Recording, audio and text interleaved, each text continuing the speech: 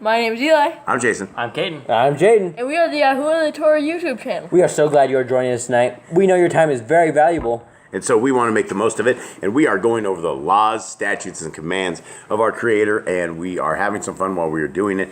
And we thank you guys for joining us. And we are on the 15th commandment. And we do not actually know what that is yet. And so we're just reading through this up until we are finding them. And so we are actually in Genesis 26. And it begins. Verse 1. And there was a famine in the land, beside the first famine that was in the days of Abram. And YHWH went unto Abimelech, king of the Pelishtim, unto Gerar. And Yahuwah appeared unto him and said, Go not down into Mitzrayim, dwell in the land which I shall tell of you. Sojourn in this land, and I will be with you, and will bless you. For unto you and unto your seed I will give all these countries. And I will perform the oath which I swore unto Abraham your father. And I will make your seed to multiply as the stars of heaven, and will give your seed all these countries. And in your seed shall all the nations of the earth be blessed. Because that Abraham obeyed my voice and did guard my watch, my commandments, my statutes, and my Torah. Okay, so there's no, you guys, do anyone have any kind of commands that you see anything? I don't think it's a command. He's just saying since he followed him, you'll be blessed. Yeah, and so this is something right here that if we are to look at this, and Abram is definitely a qualified person of the Most High. He is somebody who is a friend of the Most High. He's been accounted to him as a friend. And so if we look at qualities of somebody who is a friend of the Most High, it says he obeyed my voice, did guard my watch, my commandments, my statutes, and my Torah. So right there, he was walking and talking with the Most High because he obeyed his voice and heard him. And he does these things. So I guess my question to everybody out there is, are you guys friends of the Most High? Because if you see the qualifications other people who are friends of the Most High have, and you're not obeying the voice of Yah, and you're not guarding his watch, and you're not guarding his commandments, his statutes, and his Torah, then you're probably not a friend of the Most High, and that would make you, the opposite, an enemy. Yeah. Verse 6, And YHWH dwelt in Gerar, and the men of the place asked him of his woman. And he said, She is my sister. For he feared to say, She is my woman, lest, said he, the men of the place would kill me for Rivkah, because she was fair to look upon. So I don't know if this is a generational curse, or if this is like the same. He pulled an Abraham. He pulled an Abram, and they keep lying about this. Yeah, they do. They're liars. I mean, Abraham technically wasn't lying, but this one is definitely a lie. Right, and why is he lying? He's afraid for his life. I mean, it's almost a lack of faith thing. It's a lack of faith that Yah is going to protect them. He's scared for his life. He's like, this is my sister. Poor kings of this land. Well, yeah, and I mean, it's must have been a different time in a different land. It's like somebody has a good-looking wife, and they're like, okay, that's mine, and you kill the dude and take the wife. Surely he wouldn't fall for this twice, right? Okay, verse 8. And it came to pass, when he had been there a long time, that Abimelech, king of the Pelishtim, looked out a window and saw, and behold, YHWH was sporting with Rivkah, his woman. And Abimelech called YHWH and said, Behold, of a surety, she is your woman. And how said you, She is my sister? And YHWH said unto him, Because I said, Lest I die for her. And Abimelech said, What is this you have done unto us? One of the people might lightly have leaned with your woman, and you should have brought guiltiness upon us. And Abimelech charged all his people, saying, He that touches this man or his woman shall surely be put to death. Then YHWH sowed in that land, and received in that same year 100-fold, and Yahuwah blessed him. And the man waxed great, and went forward and grew until he became very great. For he had possessions of flocks and possessions of herds, and great store of servants, and the Pelishtim envied him. For all the wells which his father's servants had dug in the days of Abram his father, the Pelishtim had stopped them, and filled them with the earth. And Abimelech said unto YHWH, Go from us, for you are much mightier than we. And YHWH departed thence, and pitched his tent in the valley of Gerar, and dwelt there. And YHWH dug again the wells of water, which they had dug in the days of Abram his father, for the Pelishtim had stopped them after the death of Abram, and he called their names after the names by which his father had called them. And YHWH's servants dug in the valley, and found there a well of springing water. And the herdsmen of Gerar did strive with Yitzchak's herdsmen, saying, "The water is ours." And he called the name of the well Esek, because they strove with him. And they dug another well, and strove for that also. And he called the name of it Sittanah. And he removed from thence, and dug another well. And for that they strove not. And he called the name of it Rechoboth. And he said, "For now Yahuwah has made room for us, and we shall be fruitful in the land."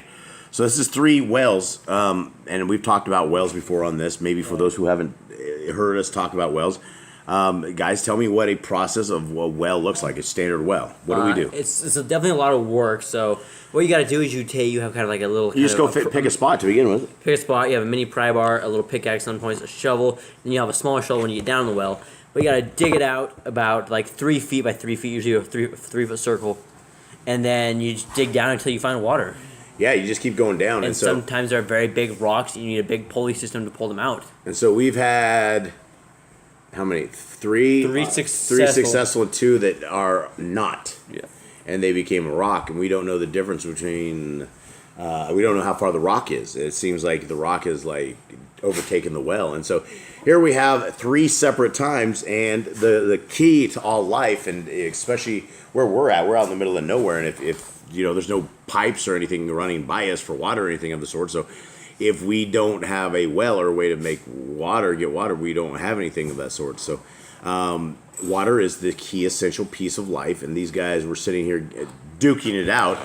And wells, a lot of people don't know a lot of stuff about wells. Wells are obviously not infinite, right? The water will disappear, and if these guys are trying to feed all of their herds, the reason these guys are striving with this is the wells are running out of water, and it takes time to refill a well, and you just can't go forever and let them ride. So that's why wells are wells. And he removed. Where are we at? Anyone? Let's see. 23. And he went up from thence to Beersheba. And Yahuwah appeared unto him the same night, and said, "I am the Eloi of Abram your father.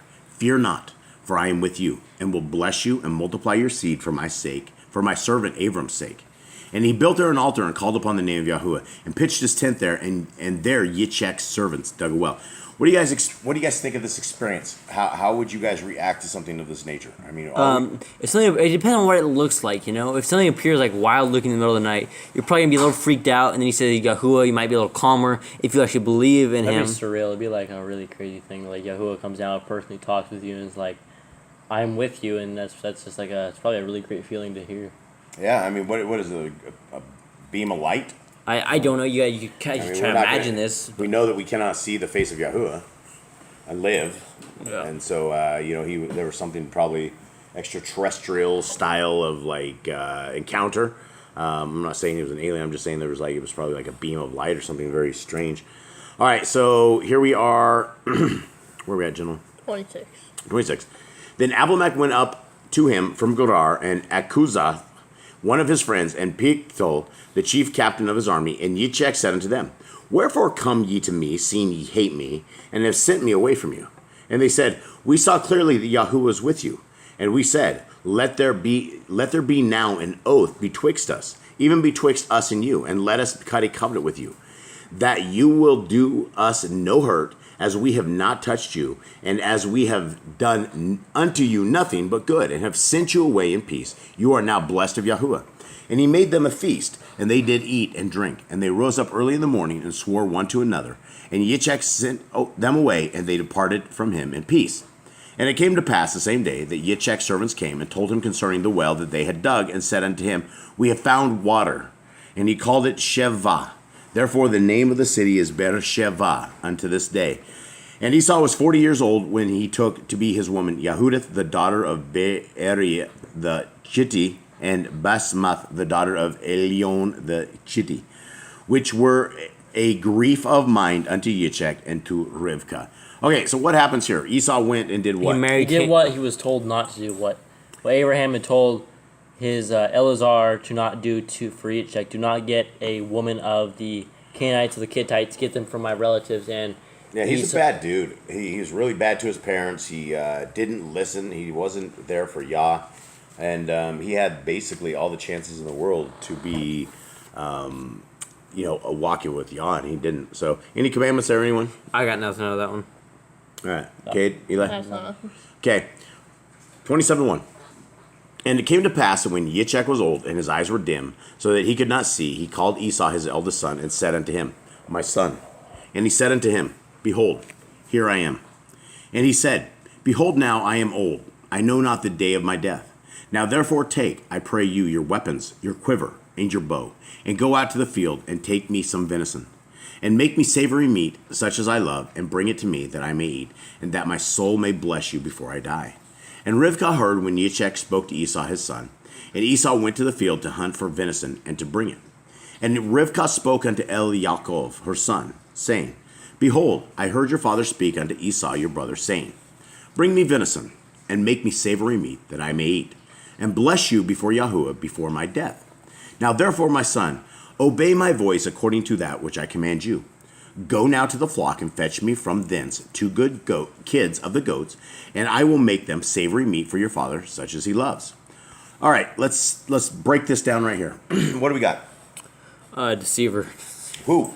I'd say Rivkah, Rebecca, and Yaakov. Well, I mean, this dude doesn't want any part of this. I mean, that's what we'll see right here. I mean, so if he's a deceiver, and something that I've discussed with your mother, and I think Zach from New to Torah discussed this a little bit, that as a married couple, there are things that by the age that they were in the process of the marriage, number one, I don't think that she is going to deceive her Adonai like this. I believe this was a plan that was hatched between both of them.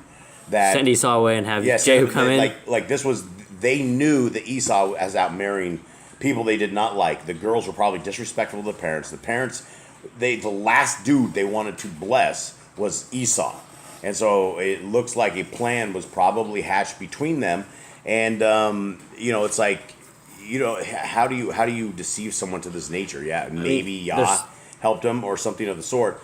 But I believe this was the way that they made things right. I mean, at this point, last chapter we saw that Esau was already 40 years old. Surely he couldn't get confused with his own son, right? Surely there was a lot of differences, maybe their voice or something that he... Well, he talks about it. He says here shortly, so let's see how it goes down. Okay, where are we at? Let's see. 11. 11. Okay, and before his death. And Yaakov said to Rivkah, his mother, Behold, Esau, my brother, is a hairy man, and I am a smooth man. My father perchance will feel me, and I shall seem to him as a deceiver, and I shall bring a curse upon me and not a blessing. And his mother said unto him, Upon me be your curse, my son. Only obey my voice, and go fetch me them. All right, so who is breaking what law? What commandments are being broken here? I think do not lie would be one of them. Do not lie. Like if Abraham was truly... YHWH, excuse me. If YHWH was truly like really super old, then they really they bamboozled him. I don't know why they just didn't send him away and then call out Yaakov, come here real quick, come here, I'm gonna bless you. Because that wouldn't seem organic. That wouldn't seem organic, and in Esau would blame the parents for this entire thing. The parents are able to wash their hands. I'm just really old. I didn't. There's just a lot of complexity to this whole situation. So at this point, I'm thinking that Rebecca and Isaac had hatched a plan, and Yaakov didn't know about the plan. Jacob, you know about the plan. So he's like, hey, I'm going to get cursed for this. And like, no, don't worry, you'll be fine. Your curse will be on me. So they know what's going to... She knows that he's going to get blessed. Yeah, and I mean, the mother and the father, the last thing they want to do is have the right blessing go to the wrong child. And so based upon where he was, the blessing should have definitely gone to Esau. Okay, except, he traded off all of his blessings and things of that nature. So here we go. 14. And he went and fetched and brought them to his mother. And his mother made savory meat, such as his father loved. And Rivkah took goodly raiment of her eldest son Esau, which were with her in the house, and put them upon Yaakov, her younger son. And she put the skins of the kids of the goats upon his hands, and upon the smooth of his neck. Now, Esau was either like Sasquatch? Sasquatch. I was going to say like some hairy fella. Yes. Goat's fur is big, unless they're shaving it way down, and he's just got hair on his neck like a normal thing. You could definitely, from being on the farm, I'm going to expose us. We don't smell great. I'm telling you what, we're down south, and I remember being up in Babylon, and we're all about staying primpy and fresh and deodorant on and all this stuff. I don't know. It's just so hot down here. It's like the last thing on our mind. And so, yeah, sorry, folks. But you're going to have those clothes, the raiment. It's going to smell funky. Like there's going to be a difference between Esau and Yaakov for sure. The dude who's outside is going to smell like smoke and everything else. And the dude inside is probably not going to be quite that different. So anyway, where are we? 16. And she put the skins of the kids, I think we did 17, upon his hands and upon the smooth of his neck, and she gave the savory meat and the bread, which she prepared in the hand of her son, Yaakov. And he came unto his father and said, my father, my father. And he said, here I am. Who are you, my son? And Yaakov said unto his father, I am Esau, your firstborn. So some Torah breaking here. Yeah, definitely. There's some lies Breaking going. Torah. I have done according as you bade me. Arise, I pray you, sit and eat of my venison, that your soul may bless me. Now I can tell you guys, even though the older twins sound a lot alike, and a lot of times in your lives, I can still tell just by how you talk, how you say it, what you say. I don't need to see you to understand who you guys are. So again, he must be getting really super old, but yet he doesn't die for a few more chapters after this. So it seems like he's still in okay health. I don't know. You tell me. Okay. I pray, sit and eat of my venison. Where are we at, gentlemen? Because I keep You're on track on here. 20. 20. And Yitzchak said unto his son, how is it that you have found it so quickly, my son? Another lie. And he says, because Yahuwah Eloheka brought it to me. And I guess that's not exactly a lie, but I mean, I guess we got to define what white lies are and how. What His mom would have got the food. yeah, well, Yahuwah technically somehow brought it to him. And Yitzchak said unto Yaakov, come near, I pray you, that I may feel you, my son, whether you may be my very son Esau or not. He grabs up and feels his hand. He's like, go. All right, it's Jacob. We're good. Dude, I could tell you, Yaakov was like sweating bullets right there. He was like, game over. He doesn't know dad and mom are in the ruse. They know all this. Yeah, and so he's just like, to you, man. he's like, this is going down. He must have filmed me now. He's like, They're 40 years old, man. You surely by 40 years you know them apart easily without seeing them. You've lived with them literally every single day of their lives. You're like in the same house together for like 4 dude, they years. gotta That's have insane. totally different voices. Like, Esau's sounds is going to be like some gruff mountain dude. Oh, he does? Okay. Okay, thanks, Nicole. Verse 22. Yep. And Yaakov went near unto Yitzchak, his father, and he felt him, and said, the voice is Yaakov's voice, but the hands are the hands of Esau. He's like sitting there like, all right, checks out. This is definitely Yaakov. Well, it says that he discerned him not, or he probably concerned him not with the issue, because his hands were hairy and his brother Esau's hands, so he blessed him. His hands were hairy as his brother Esau's hands. And he said, verse 24, are you my son Esau? And he said, I am. So we have like major lies before the cock crows. I mean, if we're talking like, This is one of the wildest generation lines of the Messiah, man. let your curse fall on me. If he would have been exposed here, man, he could have totally had a curse. Well, would in he here. have been cursed though? Would if he just been all right? Would I don't think he's going to be deceptive. I don't think, unless this guy, the old man, was like senile. Unless he like and completely lost his mind. just out of control. I mean, how old is he at this point? If he was 60 when And they're at she least had 40. the kid? He's at least 100 right now. He's 100 years old. You probably might lose your mind at this age. I don't know. Okay, Never where we been at? old. Eli? 25. 25. And he said, bring it near me, and I will eat of my son's venison, that my soul may bless you. And he brought it near to him, and he did eat. And he brought him wine, and he drank. And his father Yitzchak said unto him, come near now, and kiss me, my son. And he came near, and kissed him. And he smelled the smell of his raiment, and blessed him, and said, see, the smell of my son is as the smell of a field which Yahuwah has blessed me. He's out there rolling around and I'll tell you guys too as well. I mean, for people out there, every one of my kids will hug and kiss me a little bit differently. It's not the same. Every single kid, you could tell. If I was totally blind, I could tell which kid was giving me a hug just by how they give you a hug. So, again, this would have been completely awkward. Like, he would not hug like Esau hugged. He would not. It's like, who knows? It's hard to emulate things like this. So either the Yitzchak is like out of questionable behavior. yeah. All right, so 28, right? Yep. Therefore, Elohim give you of the dew of heaven. Here comes a blessing, and the fatness of the earth, and plenty of grain and wine. Let people serve you. And notice he didn't say, therefore Esau, let Elohim. He started off and just said it generic. Therefore, Elohim give you of the dew of heaven, and the fatness of the earth, and plenty of grain and wine.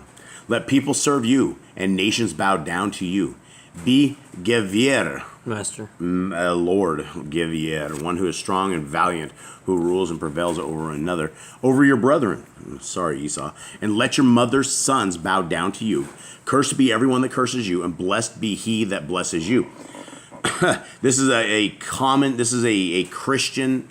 I get this. We get this on this channel. Everybody that comes to this channel that starts playing on the music section, they're like, bless Israel. They're like, bless Israel. And that's what we learned in the Christian church, that if you curse Israel, you will be cursed. But if you bless Israel, you'll be blessed. So we're always sitting around praying for Israel all the time. And, they're the dudes on the land are poachers. They're Turks. They're not the real dudes. And they're not keeping the law, statutes, commands of our Creator. They're keeping 25 other books, which are contrary to the Torah, and so they're not the people of Yah.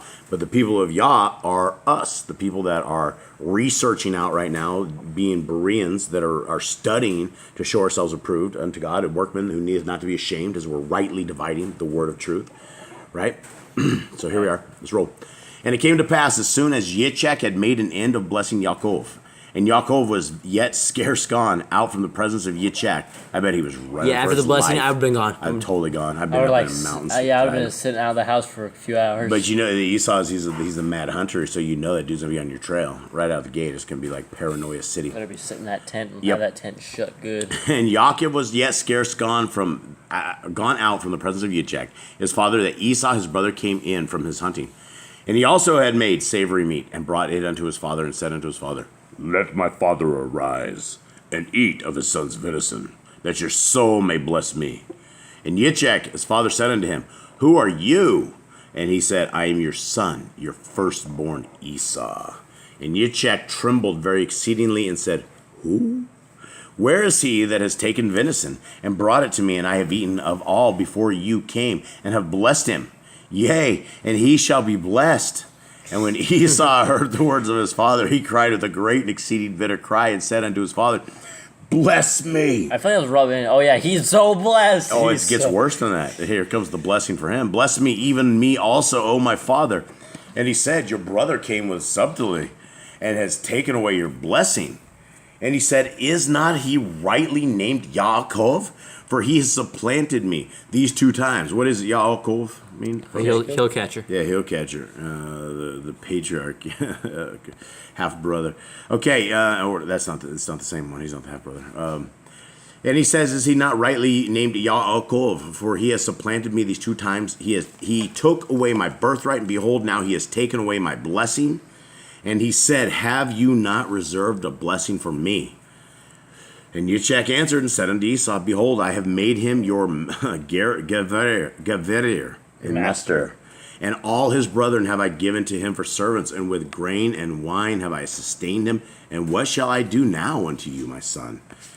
And Esau said unto his father, have you but one blessing, my father? Bless me, even me also, O my father. And Esau lifted up his voice and wept. I can imagine. And Yitzchak his father answered and said unto him, behold, your dwelling shall be in the fatness of the earth, and of the dew of heaven from above. And by your sword shall you live, and shall serve your brother. And it shall come to pass, when you shall have the dominion, that you shall break his yoke from off your neck. And Esau hated Yaakov because of the blessing wherewith his father blessed him. And Esau said in his heart, the days of my mourning for my father are at hand. Then I will slay my brother Yaakov. And these words of Esau, her elder son, were told to Rivkah. And she sent and called Yaakov, her younger son, and said unto him, behold, your brother Esau, as touching you, comforts himself, purposing to kill you. Now therefore, my son, obey my voice, and rise. Flee to Lavan, my brother, in Haran. Lavan means what, folks? Laban. Laban. It's Laban, and it's, didn't we have a name for this? Yeah, that's Isn't something. it like white or something? Yeah, that was like white man or something. Something, yeah, you definitely owned him. Now, therefore, my son, obey my voice and arise. Flee to Lavan, my brother, to Haran, and tarry with him a few days until your brother's fury turn away.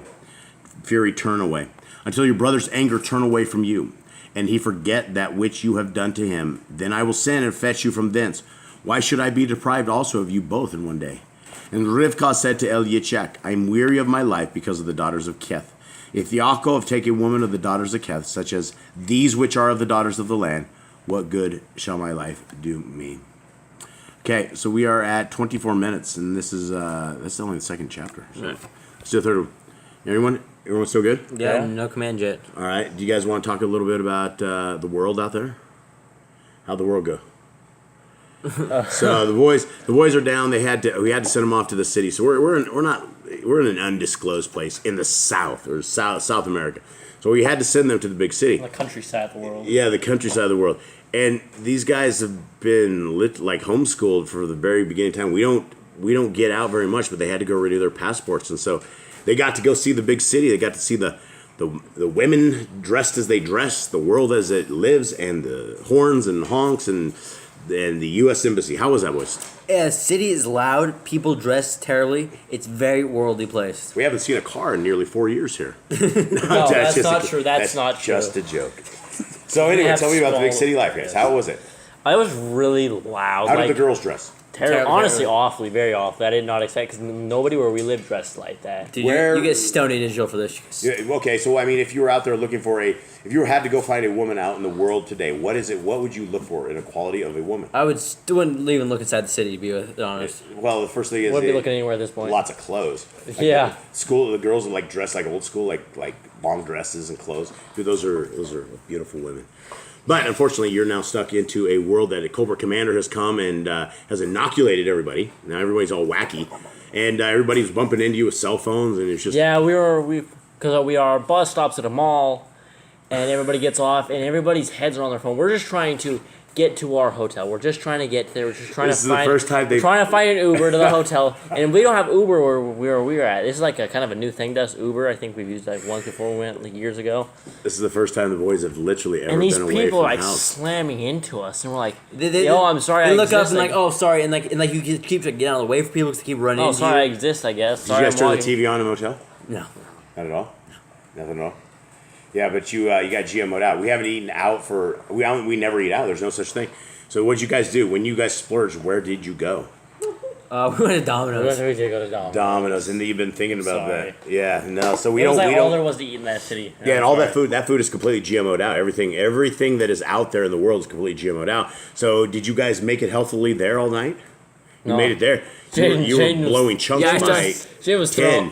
thrown up Nine. like, let's see. Our pizza was late. They decided they weren't going to deliver because they couldn't figure out where the hotel was, even though it was 4 minutes away. So We then eat called them organic, too. 4 more times. It's And so what was it like? It was only like, 2 hours after we ate, you're just throwing up everywhere? Yeah, it was real bad. like 15, 16 years of eating organic, and then you guys just had to go blow a night on the city. With your cars and... Hours away from us, 7 to 8 hours away from us. So it was an experience. And are you guys ready? This is the world. You guys ready? Yeah, for this no, world? I think I would prefer countryside over city life. City life is it's just too loud. It's just Yeah, and you guys live. We don't see people. We never see anyone here. yeah, There's yeah. nobody around. Everywhere you go, there's hundreds of people every There's direction. like thousands of people in this mall, and I'm like, wow, why are there so many people? Why are they on their phones? My biggest question is, why were they on their phones? Why are they bumping into me? Why wouldn't you stop hitting me? Guys, and if I could give you the vision of a couple of homeschoolers that have never been outside the house, and as they look outside the house and they look around in wonderment of everything around them. It wasn't that bad.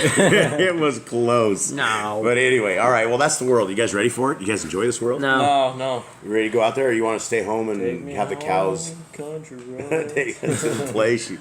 All right. Well, you and John Denver. Yeah. Okay. All right. All right. So, no lessons. Are there any lessons for anybody out there? Is there anything godly out there? Oh yeah. Dress well. Please put some clothes Oh, on. hey. So before you guys left, I tasked you with fishing for men. How did that go? Tell me about this guy you met. I heard about this. So, all right, we gotta start before. So we're getting ready to leave. We hit our bus stop right before we leave town, and this bus passed us. He waved his finger at us, told us to, like, get bent basically, and we're like, we didn't know why. And I'm like, I was real upset about it because we want to get there on time. We didn't want to get there like We're white midnight. in a dark colored country, so sometimes buses give us the finger and they keep on rolling. Yeah, they did. He did. And I was like, wow, okay, thanks. And then I got on the next bus and I sat next to this guy, and it's a Sunday. It was a Sunday when we went out, so he's listening to this Christian sermon and talking about Jesus and how, like, they're all the same. You got to pray. And the guy ends off in the sermon praying to Jesus. It was all in Spanish. And I asked the guy, I said, are you Christian? He says, yes. And I'm like, do you read your Bible? And he's like, sometimes, like, you should read your Bible more often. So we got into it, and I started talking to him about the Torah and asked him what he thinks about that. And he's like, he had really no idea. So I started explaining to him basically what Christ did for us, or Yeshua.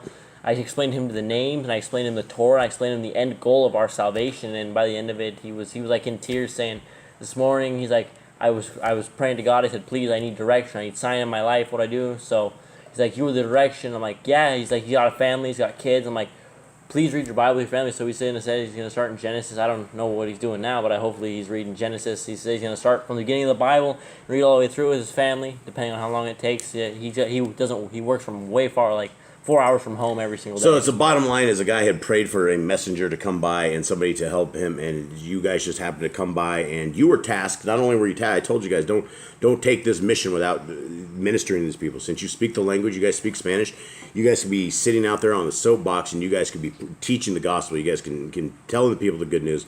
Unlike, people just don't know this kind of stuff out in here. So anyway, it was a blessing. It was a blessed trip, and these boys got to see a little bit of the world. And I guess they're going to. I don't want to see it again. Yeah, I guess they're going to stay sheltered. So that we're stuck down here, and that's it.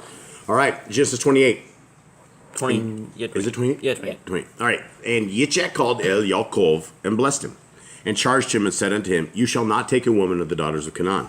So I guess they made up.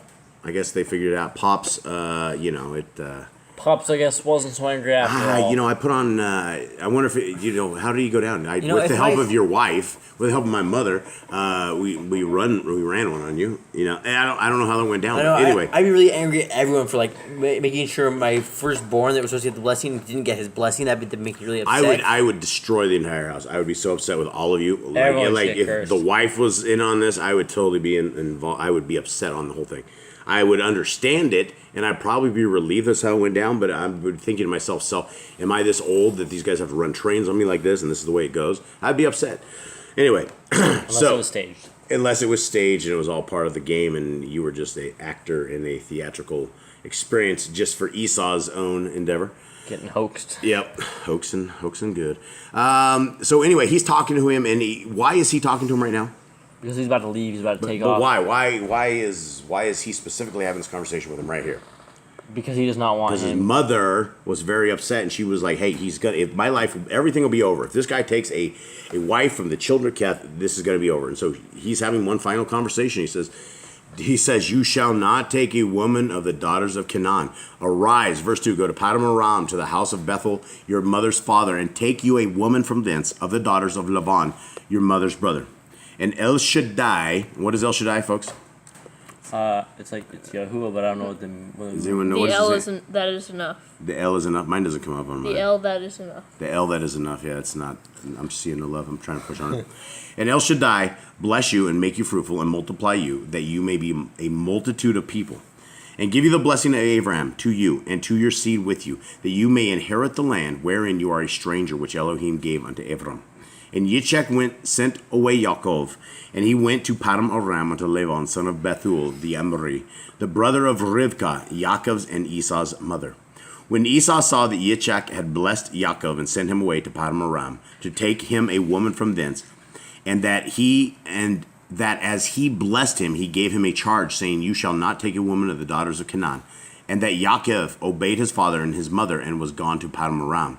And Esau seeing that the daughters of Canaan pleased not Yitzchak his father, then went Esau unto El Yishmael and took unto the woman which he had Machaleth, the daughter of Yishmael, Avram's son, the sister of Neviah, to be his woman. So this guy, not only is he just an outcast from his family, and he's cursed now, and he's literally cursed. He's like a proud rebel. Yeah, and then this is just spiteful. This is what kids are really spiteful. I thought he'd go back into Canaan. I thought he'd go back into Canaan and get another one. Yeah, this is just really just kind of spitting on your family here. And Yaakov went out from Beersheba and went toward Haran. And he lighted upon a certain place and tarried there all night, because the sun was set. And he took of the stones of that place and put them for his pillows, and laid down in that place to sleep. And he dreamed. And behold, a ladder set up on the earth, and the top of it reached to heaven. And behold, the angels of Elohim ascending and descending on it. And behold, Yahuwah stood above it and said, "I am Yahuwah Elohai. of Abraham your father, and the Elohai of Yitzchak. The land whereon you lie, to you will I give it, and to your seed. And your seed shall be as the dust of the earth, and you shall spread abroad to the west, and to the east, and to the north, and to the south, and in you and in your seed shall all the families of the earth be blessed. Anyone see any commandments here yet? No. Are you sure? Because he's sitting here talking, there's stuff's coming out here, right? And he's saying things, right? And your seed shall be as the dust of the earth, and you shall spread abroad to the west, and to the east, and to the north, and the south. I mean, is that a command? He's talking. No. I feel like it's saying that he's gonna multiply so much, he's just gonna be everywhere. Well, I mean, what happens if you just would spread out to the south? He gave him this is a command here. He's like, spread abroad to the west, and to the east, and to the north, to the south. I don't know. Nicole, you have anything? This is verse 14, 28:14. And your seed shall be as the dust of the earth, and you shall spread abroad to the west, and to the east, to the north, to the south, and in you, and in your seed shall all the families of the earth be blessed. So I mean, I don't know. I guess. I don't think it's really a command. I mean, if you had a huge family, you would all want to go. Along with multiply. Multiply. All right, if anyone out there has any kind of info for us, let us know. Verse 15. And behold, I am with you, and will guard you in all places whither you go, and will bring you again into this land. For I will not leave you until I have done that which I have spoken to you of. And Yaakov awoke out of his sleep, and he said, Surely Yahuwah is in this place, and I knew it not. And he was afraid and said, How dreadful is this place! This is none other but the house of Elohim, and this is the gate of heaven. I wonder where that was at. Huh? I wonder where that was at. Yeah, that wonder where it was at. How about them rocks he slept on, right? I mean, he just like literally slept on some rocks, and this was probably the best night of sleep he had up until this. He gives the place a name, so if there's any hope of finding it. Okay, and he called the name of the place Bet El, but the name of that city was called Luz at the first. I bet everybody over there in Yisrael knows this. Did I say? Did it say 18? 18. Okay, and Yaakov rose up early in the morning and took the stone that he had put for his pillows and set it up for a pillar and poured oil upon the top of it. So I guess back in the day they knew what pillows were. Is that a comfortable rock? Was that comfortable? I mean, That was a heck of a rock. I bet you could get a I mean, comfortable he stood up rock. as a column. How big is the column? Like a little. It'd be a small rock, but it'd it's like probably a be little, a flat it's like a rock. little thing. As long as it's a flat rock, you could do it. You're I not think taking you're like right. sleeping gear with him. I mean, you just go by himself. That was it. Just one pair of clothes. Well, that's probably an awesome rock. I'd take that rock with me when I left. I'd say he actually left it as a memorial, but that's all right. And he called the name of the place Bet El, but the name of that city was called Luz at the first. And Yaakov vowed a vow, saying, If Elohim will be with me and will guard me in this way that I go, and will give me bread to eat and raiment to put on, so that I come again to my father's house in peace, then shall Yahuwah be my Elohim. And this stone which I have set for a pillar shall be Elohim's house. And of all that you shall give me, I will surely give the 10th to you. Okay, this is a tithing thing, and this is this is somebody making a commitment back to Yah. So this is an addition to a different kind of Torah, because he's giving stipulations to Yah. He goes, if you'll give me bread to eat and raiment to put on, then you will be my Elohim. Yeah, my Elohim. 10th of everything I have. Yeah, and so the Christians will say this right here, that this is where you need to give a 10th to Elohim. And I would say, well, actually, let me see what you guys say. What do you guys say? I would say this is him personally giving to it, and we should give it to the Levites, not the church. Well, let's say that Elohim was walking with us, and then this is what he just made a deal straight with Elohim. There were no Levites, there were no nothing. He just made a straight deal that he I would feel like give. his 10% was like in sacrifices himself, when he would make the sacrifice himself. Maybe, or maybe he took 10%, and maybe he would go clothe the poor. Maybe he would go make a change, or maybe He was doing something good with it. He was not like keeping it for himself. He was putting it to use, whatever he was So is a 10%? I mean, is this a command? No. Why? Because it's a personal vow that he made with Yahuwah. But it We says get the right 10% much later on in Leviticus about the Levites, and giving them the 10% every year. But here he's just saying, I'm going to give you a 10% of everything that I produce, everything that I profit off of. What do you guys think about making this I don't know, a vow with Yahuwah? Say, hey, as long as I have food and raiment. I mean, what happens when you don't have food, and what happens when you don't have raiment? Are you going to give up Yah? What happens when you're being tested? I would say no, but keep being faithful to your Like, commitment. whatever you have, keep giving that 10%. I mean, He is faithful. I mean, I felt like it's testing. I felt like something like that would be testing our Creator. Say, hey, as long as you give me food to eat and clothes. I mean, we're not promised that. None of us are promised food. None of us are promised tomorrow. None of us are promised health, and none of this has to do with is Yah blessing us or not. I mean, a lot of it has the conditions of the world, the conditions of our environment. I mean, people are dying all the time because they're in an exposed environment. We have toxins all around us from the trash they drop in the sky, all over the top of us, all the way to the food that is GMO'd out, the red 4, red 40s, yellow 5, aspartame, all of this stuff. It completely is poisonous, and it's.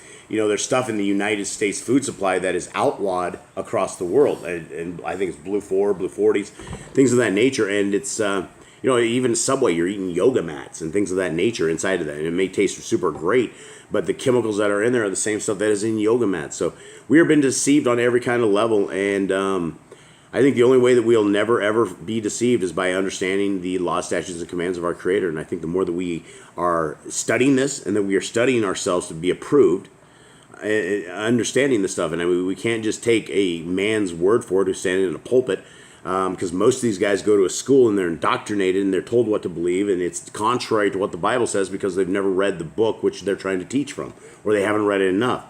And so, anyway, that is that. The Torah is all things good. I don't see anything wrong with the Torah. I don't see anything cursing with the Torah. I see us being cursed by not following the Torah. Eli, what do you think? Let's wrap this up. You get blessings from the Torah and not cursing. Okay, and gentlemen, what else you got for everyone? I want to go into the thing about Isaac, where he's like, "I will, since your father followed the Torah, I will bless you." So that pretty much can still apply. Like, if your parents follow Torah, you have children, you follow Torah, your children will be blessed because of your following. But if your parents weren't following the Torah, there's generational curses. Right, but then there's generational curses because you'll end up doing stuff that is contrary to the Torah that you'll continue on doing. And I mean, there's a lot of stuff in the Torah that is a guide for life. It is really like food for the soul. And if we're keeping the Torah, we are walking in righteousness. Now, guys, is by keeping the Torah, is this your salvation? No. Where is salvation found? Yehoshua. Who's Yehoshua? He is the son of Yahuwah. That's Jesus the Christ. His name was never Jesus because there was no J's in Hebrew, and Jesus didn't come around till many years later. So I was told when I was a Christian that I just need to ask Jesus into my heart, and I need to follow the Romans road to Christianity. So that's what they actually call it. They call it the Romans. I think it's Romans road. Romans road to salvation. Yeah, that's it. Romans road to salvation. It's all Paul said. Paul said. Paul said. And again, he was speaking to the Romans, and that wasn't all for us, but we can take good things out of it and apply it to our lives. But he was talking to the Romans and replying to a letter they had written him. Yeah, and again, the commands of Yah are super simple. Guys, we have them right here. We don't even have to go over them because we've already gone over these here to an ad nauseum. Be fruitful, multiply, replenish the earth, subdue it, have dominion over it. Every herb-bearing tree is for food. Men and women should build their families, master sin. Every clean moving thing that lives shall be food for you. Don't eat the blood. Walk before me and be perfect. Guard Yahuwah's covenant. Every male should be circumcised at 8 days old. And teach your children the commands and guard the way of Yahuwah. So when we put these on the cross, when we say they don't apply to us anymore, then we're really slapping our Creator and we're really slapping ourselves. We might as well just be slapping ourselves because we're just really ignorant. We shouldn't be doing this. All right, much love to everybody out there. Thank you guys so much. Everybody who made it this far, we do appreciate it. And much love. Shalom. Shalom, everyone.